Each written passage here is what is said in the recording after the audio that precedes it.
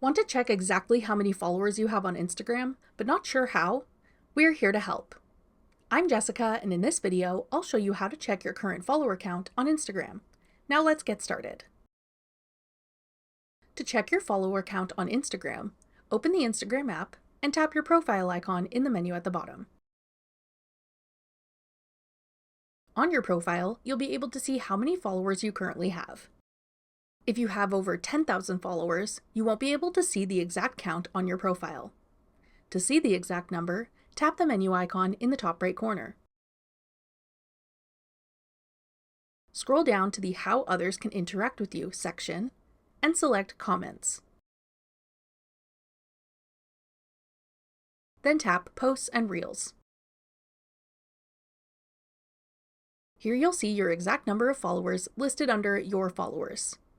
This method works whether you have a business account or a personal account. That's all it takes to check your current Instagram follower count. Want to learn more about using Instagram? Check out this tutorial next. Click the video on your screen now to watch. Thanks for watching. If you found this video helpful, we'd love it if you'd hit the like button below and subscribe to our channel. We put out great new tech tutorials like this one every day.